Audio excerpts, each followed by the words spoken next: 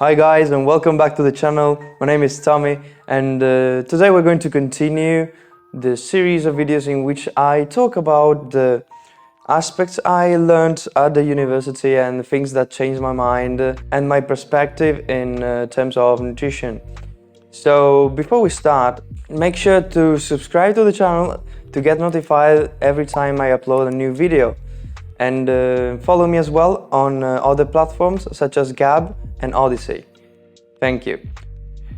Okay, so in this video we're going to talk about hormones versus calories.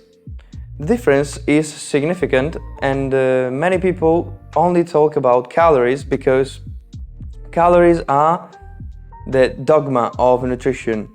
They say calories in, calories out, and that's the equation to determine whether a person is healthy or not.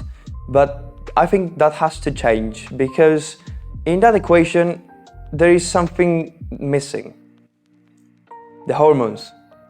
The hormones play a huge role in our health, and we know that because hormone regulation is key.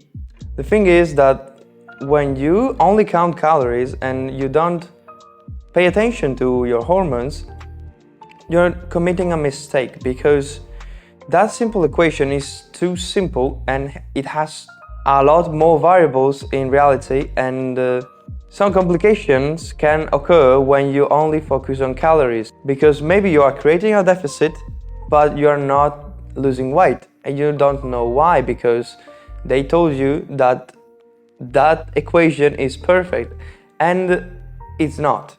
I mean, you have to rely on calories in and calories out because they make the difference at the end of the day. But there is also the hormone regulation in that, and it plays a huge role for that equation to be correct.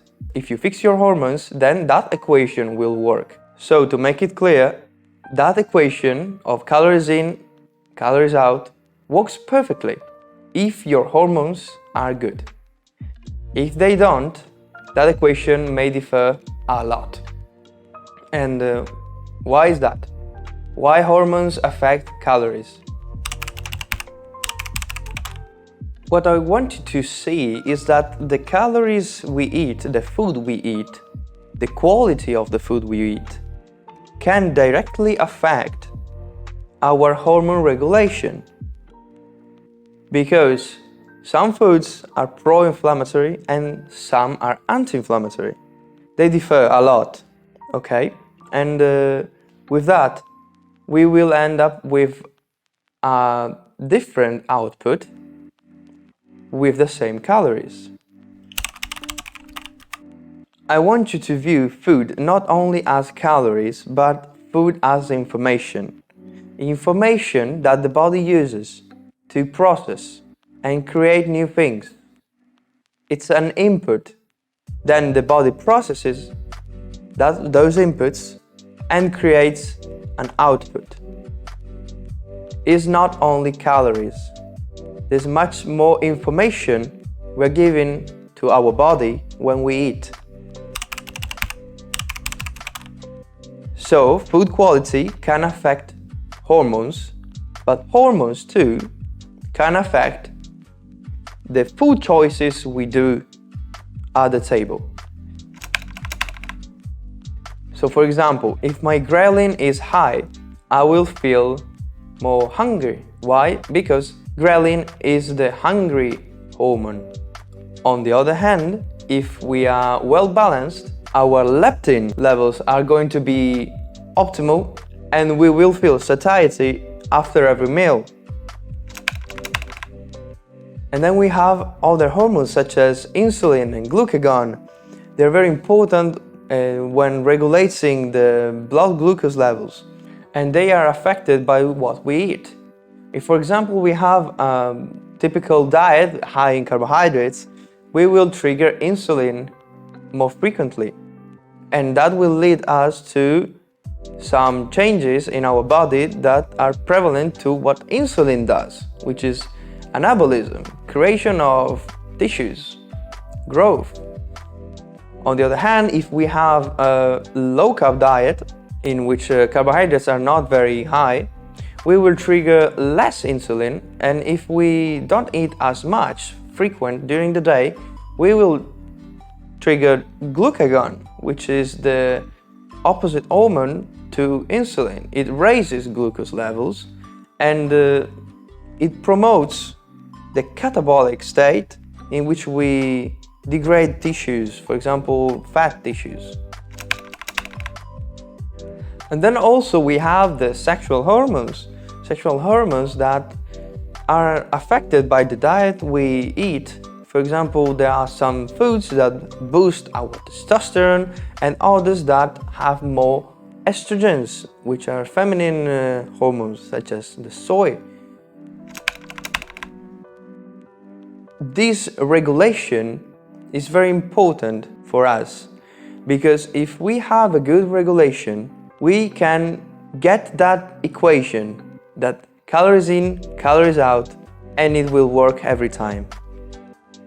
But when we are not regulated, when we have a deregulation, an hormonal deregulation, when, for example, our insulin is too high, when our ghrelin is too high, and leptin is down, and glucagon is down, and our sexual hormones are down too. So when we have a profile, a spectrum of variables that are contrary to what we want, a hormonal deregulation, chances are we're going to get fat. No matter how we try to lose fat using that deficit, that calories in, calories out, because even if we eat so little amount of calories, a huge deficit, we will get fat. And I think you know someone for sure that it's very small amounts of food. They eat just few things and they still get fat, or they cannot lose the fat they have. Why is that? Chances are there is a hormonal deregulation. Their sexual hormones, their pancreas, their thyroid are screwed up. So that's why they cannot lose weight using that formula. What they need to do before following calories, that they do matter, again, I say, they do matter, they make the difference. But what they need to do before doing that, before creating a deficit, they have to reach satiety at every meal and eat not impulsively, but when they feel hungry. They have to develop good habits at the table and regain that regulation, that hormonal regulation, to feel healthy again. And with that, inflammation will be lower. They will lower inflammation, and just by doing that, by achieving a good state with their hormones, with their inflammation, they will start to lose the extra weight they had without even thinking about calories, just because they found health again.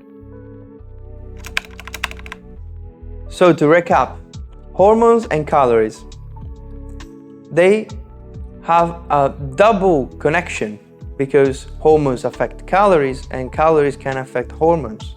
And food is not only calories. We have calories and information.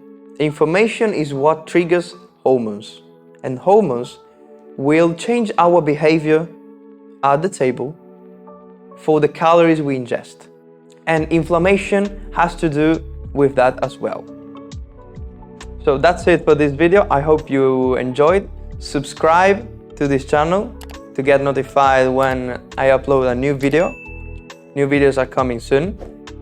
Like this video, share it to friends and family, especially those who have hormonal deregulation. Thank you so much for watching, and I see you in the next one. Ciao!